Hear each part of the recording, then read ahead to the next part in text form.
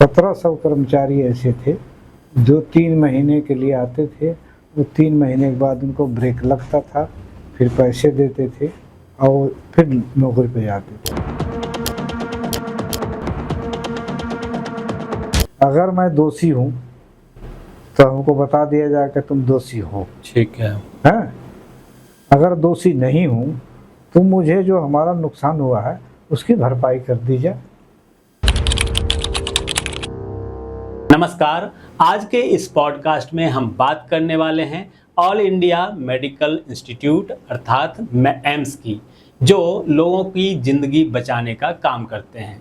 देश की सबसे बड़ी मेडिकल संस्थान माना जाता है, लेकिन इस मेडिकल संस्थान ने एक व्यक्ति का जीवन बर्बाद कर दिया, तबाह कर दिया, और वो अपना पूरा उम्र खपाने के बाद आज भी कोर्ट कचहरी का धक्के खा रहा है।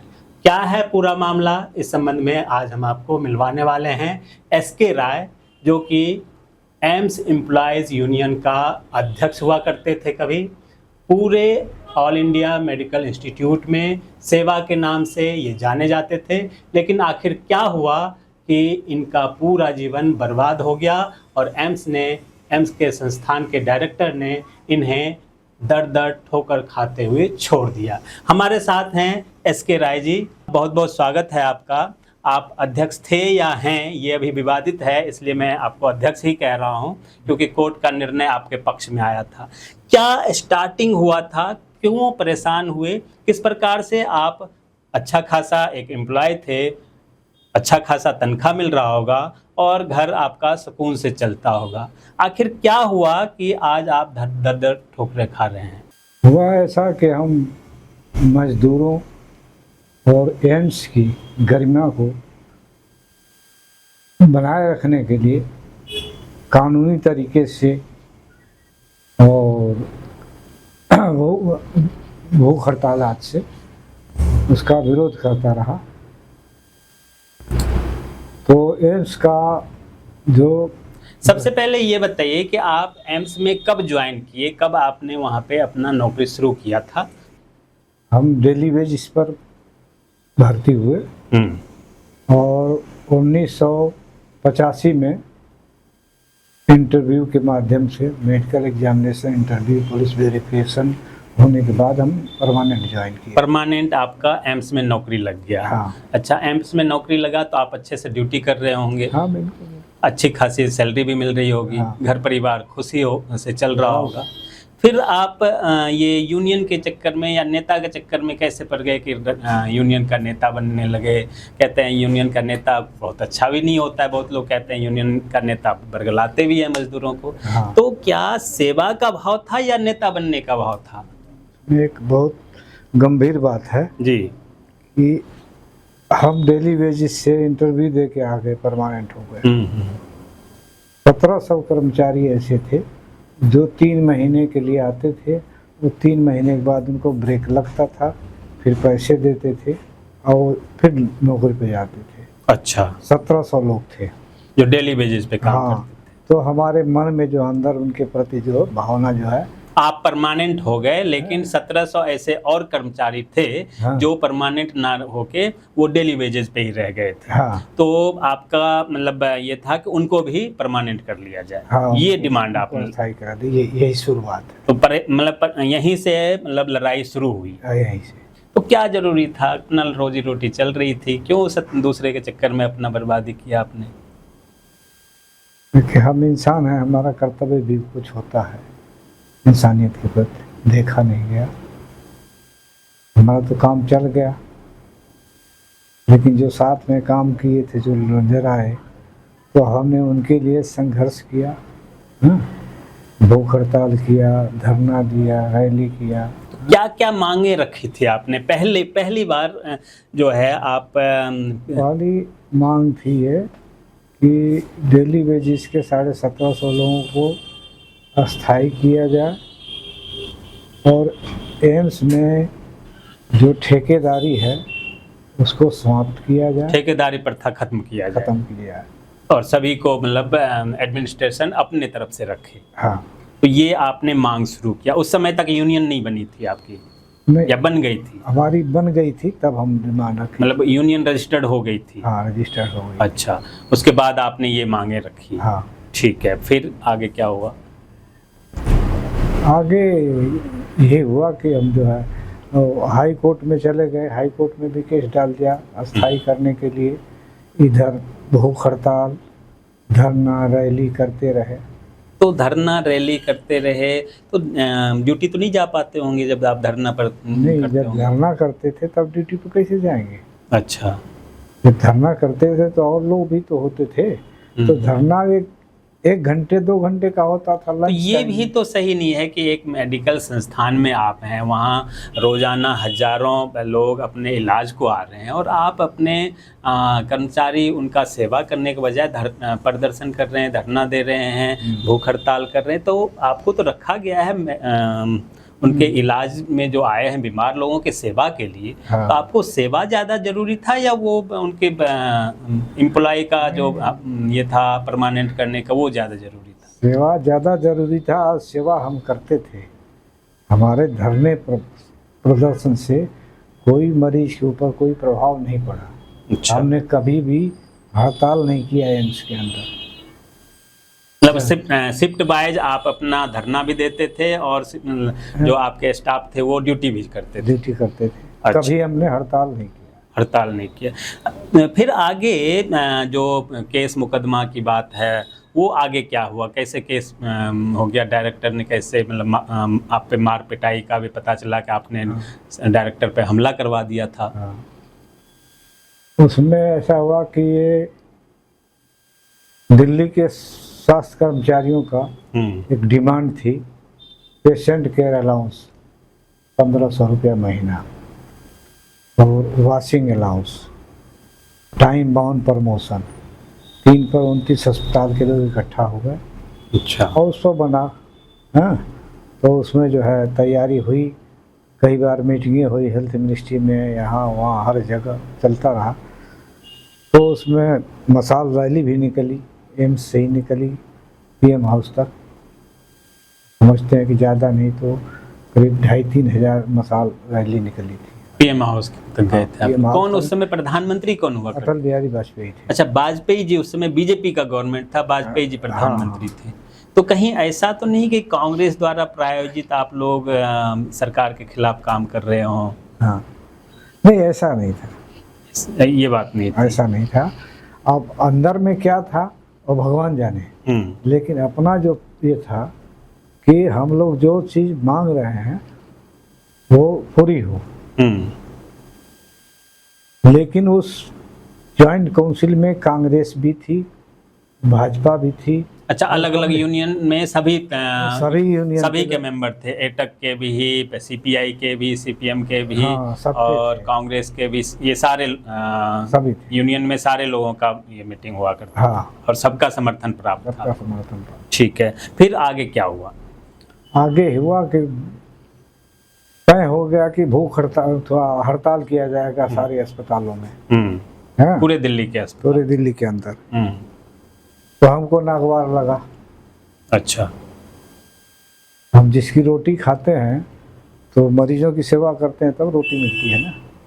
मतलब आप हड़ताल नहीं करना चाहते थे? हाँ। मतलब डेमोन्स्ट्रेशन, प्रदर्शन हो लेकिन हड़ताल नहीं? हड़ताल नहीं। ठीक है। तो 20 तारीख से हड़ताल शुरू हो गई थी हर जगह। 20 तारीख कौन से ईयर में? 20 जुलाई 1998। 98 में, 1998 20 जुलाई को शुरू हो गई हड़ताल शुरू हो गई। ठीक। हमारे पास बात आई, मैं कहा तुम लोग अपनी ड्यूटी करो। ठीक है। हम भूख हड़ताल पर बैठेंगे। अच्छा। तो हम जो है एम्स के गेट नंबर 2 पर अकेले आप जो है भूख हड़ताल पर बैठे? हाँ, तक डलवा के भूख हड़ताल पर बैठ गए। 20 को बैठे रहे। नहीं, 20 को करीब 3 बजे हमको उठा लिया गया। अच्छा, हड़ताल पे से बल प्रयोग करके पुलिस द्वारा उठवा लिया गया? हाँ, थाने ले गए। थाने ले जाने के बाद फिर वहाँ लोग काफ़ी लोग इकट्ठा हो गए थाने पर। तो 5 साढ़े 5 बजे फिर वहीं मंच पर छोड़ गए वो। अच्छा, थाने से वापस आपको वहीं मंच पे छोड़ दिया। हाँ। मतलब हाँ। मजदूरों के वहाँ एम्प्लॉय जितने थे वो सब थाना का घेराव करने लगे, तो उनके दबाव में आके आपको हाँ। यहाँ छोड़ दिया गया। ठीक है। फिर 23 तारीख बीता, 23 को भी न्यूज वगैरह में आया। हाँ नहीं, 21 को ऐसा हुआ। 22 को करीब समझ जाइए कि 11 साढ़े 11 बजे के बाद कुछ लोग धमकी उमकी दिए हमको। मैं उनको जानता नहीं, क्रिमिनल आदमी थे।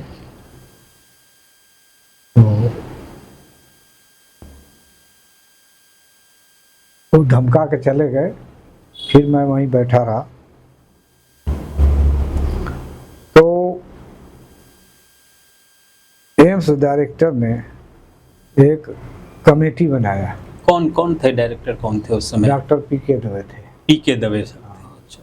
तो उन्होंने एक वो मुकदमा दर्ज कराया पुलिस में कि एसके राय ने हमारे ऊपर जानलेवा हमला किया है, उनके ऑफिस में जाके। हाँ, ऑफिस में जाकर। जबकि आप लोगों में ये सच्चाई नहीं थी। नहीं, जबकि हम मेन गेट पर बैठे हुए थे। अच्छा। और भूख हड़ताल पर थे, वहाँ पुलिस की ड्यूटी थी। ऐसी स्थिति में हम कैसे चले जाएंगे वहाँ पर? पुलिस के सामने थे, सब कुछ ये आम लोगों के बीच थे। हाँ। और ये एक फॉल्स FIR दर्ज कराया गया कि आपने उनके ऊपर हमला किया। हाँ। ओके, तो वो केस दर्ज हो गया। वो 506, 323, 341 मुकदमा दर्ज हुआ। और इसके बाद हम समझते हैं 12 साढ़े 12 बजे फिर हमको वहाँ से उठा लिया गया जांच कराने के लिए। इनका डॉक्टरी जांच कराएंगे। ले गए सफदरजंग में ले गए। वहाँ से फिर वहाँ से सीधे सरोजनी नगर होते हुए लेके पहुँच गए पटियाला हाउस। अब पटियाला हाउस से सीधे तिहाड़ जेल भेज दिया आप? हाँ। अच्छा। हम तिहाड़ जेल चले गए। फिर उसी दिन हमको डिसमिस किया, उसी FIR के तहत। अच्छा। और उसी दिन हमारे मतलब डिसमिस किया या पहले सस्पेंड किया होगा? नहीं, डिसमिस किया, डायरेक्ट डिसमिस कर दिया। हाँ। मतलब कोई नोटिस नहीं, कुछ नहीं, आपको नौकरी से निकाल दिया गया? हाँ। अच्छा। फिर इसके बाद जो है उसी दिन यूनियन ऑफिस का जो कार्य ऑफिस था उसका ताला तोड़ा। कमेटी के साथ जा करके उसका सारा सामान निकाला और निकाल के उसको सील कर दिया। मतलब एक अजीब सा इन्होंने जो तर्क दिया है कि FIR कराया गया डायरेक्टर के कमरे में आकर, ऑफिस में आकर, और इन्होंने उन पर हमला किया, मजदूरों ने उन पर हमला किया। डायरेक्टर साहब पीके दवे थे उस समय। हाँ। और फिर पुलिस इनको पकड़ के ले जाती है और तिहाड़ जेल में बंद कर देती है। हाँ। अब ये घटना होता है और इस घटना का रिएक्शन यहाँ तक जाता है कि इनको सस्पेंड नहीं, कारण बताओ नोटिस नहीं, बल्कि पूरे एकदम से डिसमिस कर दिया जाता है और नौकरी से निकाल दिया जाता है। डिसमिस का मतलब यही होता है कि नौकरी से निकाल दिया गया। तो ये हो जाता है। तो आखिर क्या वजह रही होगी कि जो पीके दवे साहब थे डायरेक्टर, उन्होंने आपके खिलाफ, मतलब उनके मन में ऐसा क्या चल रहा होगा कि इतना बड़ा डिसीजन उन्होंने सीधा ले लिया? क्योंकि होता है भाई, बहुत सारे यूनियन वाले धरना प्रदर्शन करते हैं, उनको एक अल्टीमेटम दिया जाता है, नोटिस दिया जाता है कि भाई बंद करो ये प्रदर्शन, नहीं तो तुम्हारे खिलाफ कार्रवाई की जाएगी। हाँ। तो ऐसी कोई नोटिस वगैरह कुछ नहीं दिया गया? कुछ नहीं, डायरेक्ट डिसमिस कर दिया गया। Direct dismiss. तो ये चलिए, उसके बाद क्या आप हाँ। कहाँ गए? वो ऐसा क्यों किया, मैं थोड़ा सा इसको ब्रीफ कर दूं। जी। रीजन था कि 2-3 केस चल रहे थे हाई कोर्ट में, क्रिमिनल केस। तो 1750 कर्मचारियों का रेगुलर करने का जो है जजमेंट रिजर्व हो गया था। और दूसरा ये था कि क्रिमिनल केस कैसा? क्रिमिनल केस ये था कि MDMS की परीक्षा में धांधली हुई थी, उसका एक जनहित याचिका हमारी पटियाला हाउस में चल रही थी। यूनियन द्वारा, यूनियन द्वारा। मैनेजमेंट के खिलाफ। हाँ, ठीक और है। एक हाई कोर्ट में चल रही थी चीफ एडमिनिस्ट्रेटिव अधिकारी के खिलाफ। हम्म। हाँ, 3-4 चीज हो तो 3-4 चीजें चल रही थी। यूनियन को खत्म करने की साजिश में इन्होंने हमको धमकी दिया था, तो हमने स्टे ले लिया था। तो स्टे था, स्टे के बावजूद ये सब हुआ है। मतलब यूनियन का ताला तोड़ के, तोड़ फोड़ करके और बोर्ड हटा दिया उन्होंने। हाँ, बोर्ड हटा लिया, सब कुछ निकाल दिया, कुर्सी टेबल सारा हटा दिया। हाँ। और जो हमारा संपत्ति थी यूनियन की, वो सब कब्जे में ले लिए। आप जेल में थे? हाँ, हमारे पास तो कुछ था ही नहीं। जो संपत्ति थी कर्मचारियों की थी, मेरा तो कुछ था हाँ, नहीं। बिल्कुल बिल्कुल, जो यूनियन मतलब यूनियन ही है, बिल्कुल। 2-4 हज़ार रुपया हो सकता है। यूनियन ऑफिस में 2-4 हज़ार रुपया हो सकता है। झंडे थे, बैनर थे, माइक थे। ठीक है। उसके बाद आपको कैसे जमानत वगैरह कैसे क्या हुआ नेक्स्ट हम जमानत से छूट के आए।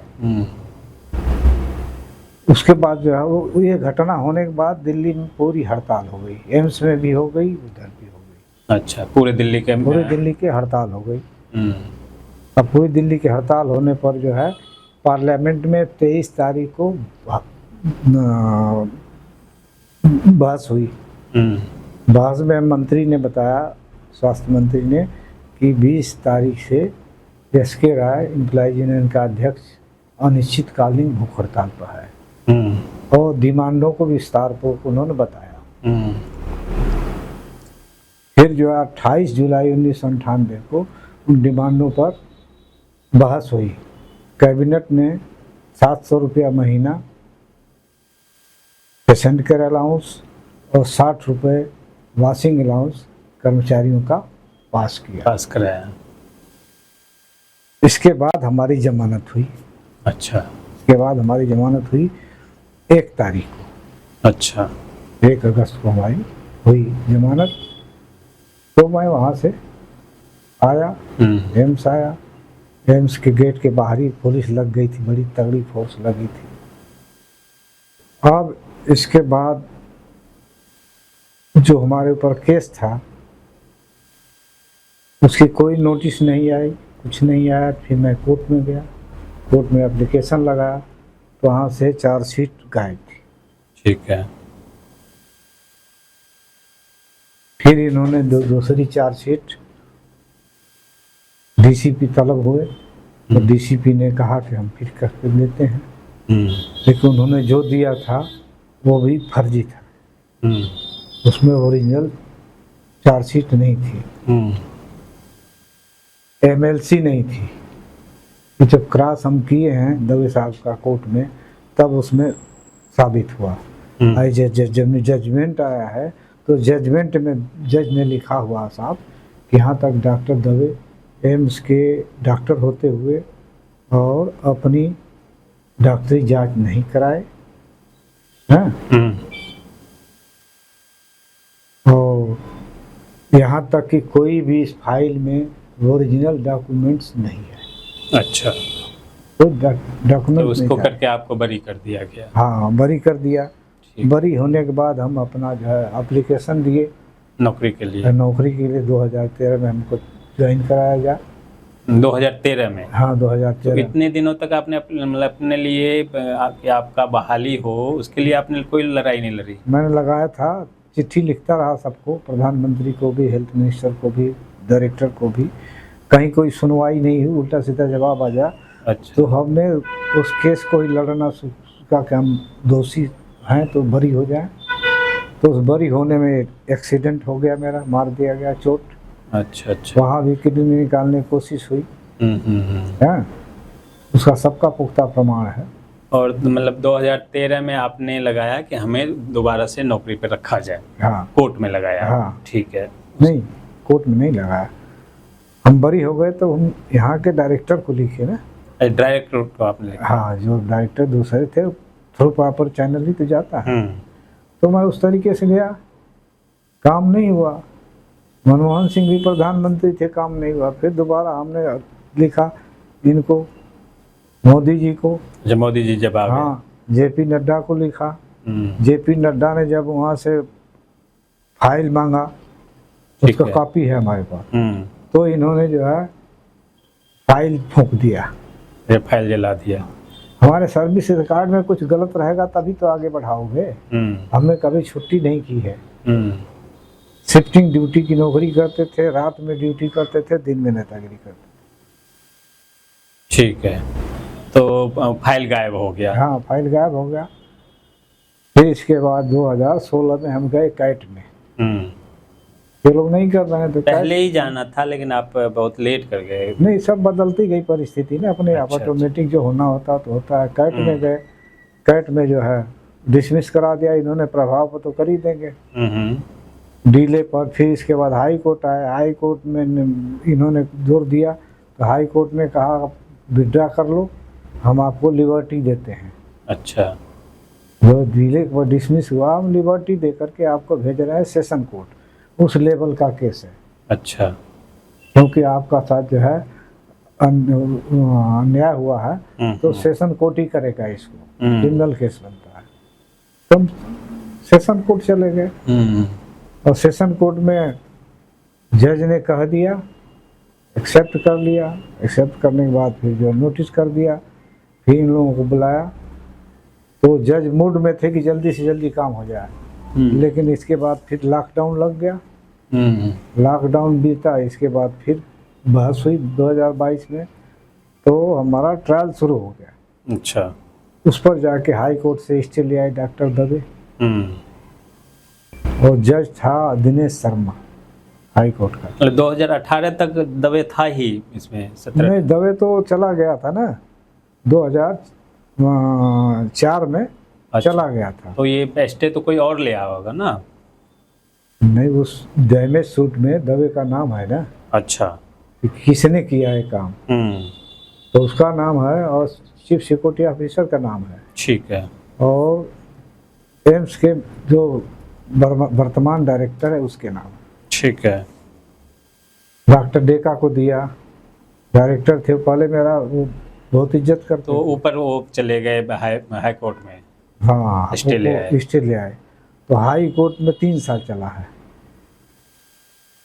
3 साल के बाद जो है वहाँ से वो तो ख़त्म हुआ, लेकिन जो हमको फ़ायदा मिला था डिस्ट्रिक्ट कोर्ट से उसको उड़ा दिया तारा गुंजा जज ने।